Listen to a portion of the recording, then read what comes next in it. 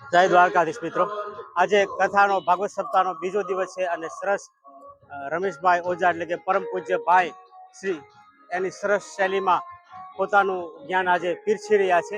અને મારી પાછળ તમે જુઓ છો, દરવાજામાં હવે તમે એન્ટ્રી થાવ એવા થેલો ચેક કરવામાં આવે છે. પાન, માવા, ગુટખા આદિ તમાકુ, સિગરેટ બધું જ અહીંયા બહાર મેકાવીને અંદર જવાનું છે મિત્રો. એ રીતનું આ વ્યવસ્થા છે અને પૂરી ચેનલ ગોઠવેલી છે. અંદર ચેક કરી અને પછી અંદર જવા દે છે.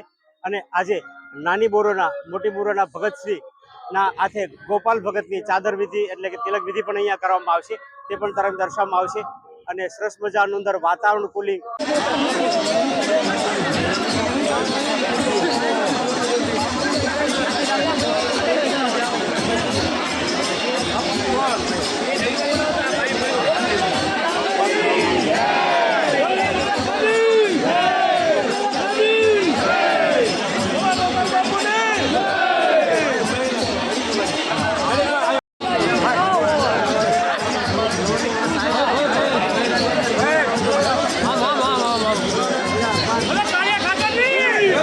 આ બને રહેજો અમારી ચેનલ સાથે, મહાદેવની મોજ સાથે. હું છું વિજય ગોસ્વામી અને અમારી ચેનલને લાઈક કરજો, તમારા મિત્રો સાથે શેર કરજો, સબસ્ક્રાઇબ કરજો, ભૂલતા નહીં. જય ઠાકર, જય દ્વારકાધીશ. આપણે ભાગવત સપ્તાહના ડોમની અંદર આવી ગયા છીએ. તમે જુઓ છો સરસ મજાના 8 પંખા છે.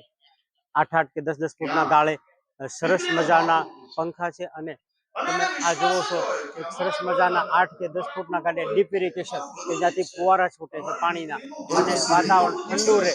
પાલ વિસ્તારો બહુ જ તપે છે એટલે સરસ મજાના પંખાની નીચે એર કુલર એટલે કે ફુવારા રૂપી ડીપ ઇરિગેશન ગોઠવવામાં આવે છે. ત્યાંથી પાણીના ફુવારા છૂટે છે, પંખાનો પવન એની ઉપર આવે છે અને વાતાવરણ સરસ દિવ્ય અને સરસ મજાનું ઠંડુ વાતાવરણ રહે છે. વાતાવરણ સરસ મજાનું રહે છે. બહુ તડકો પડે ભાલમાં, એટલા માટે તમે મારી પાછળ જોઈ શકો છો. સરસ મજા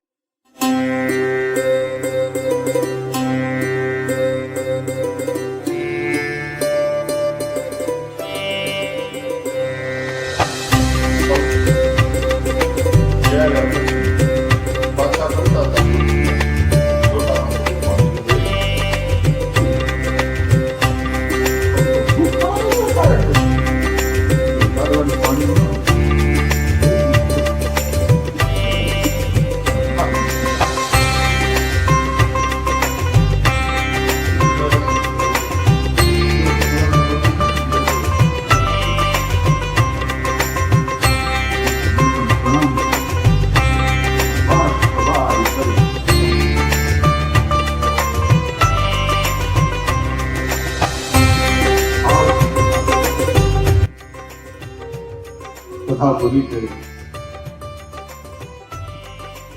પ્રસાદ આરતી લઈને બધા પ્રથમ ભક્તો અને સંતો કરશે, પછી સમાજના લોકો આવશે.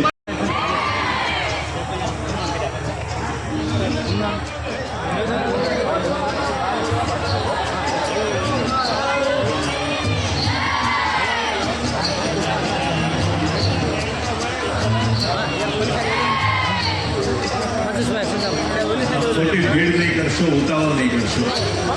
પદની ગરિમા ગૌરવ જળવાય એ પછી હમણાં સાધુ સંતો ભક્તો સિવાય કોઈ ના આવે. એમને સૌથી પહેલા એ લોકો એમનું સન્માન સ્વાગત કરે, પછી આપણે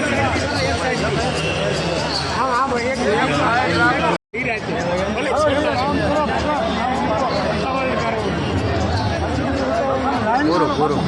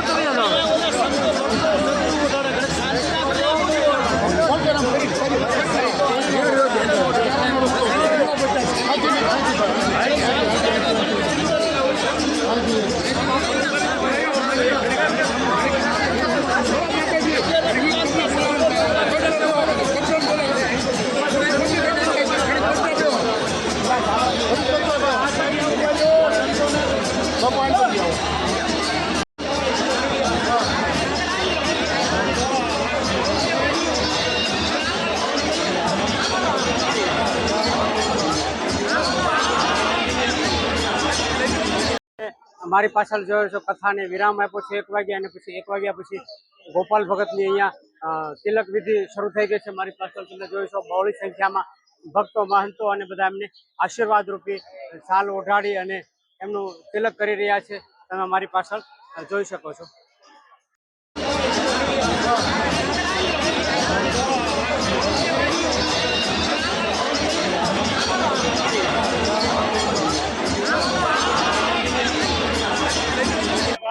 તિલક કરવા માટે, અંબેનું દર્શન કરવા માટે ભાવિક ભક્તો અહીંયા મોટી સંખ્યામાં ઉપસ્થિત છે અને એમની દર્શનના એમની એક ઝાંખી જોવા માટે ભક્તોની પડાપડી થઈ રહી છે. તમે સ્ટેજની આગળના ભાગમાં જોઈ રહ્યા છો.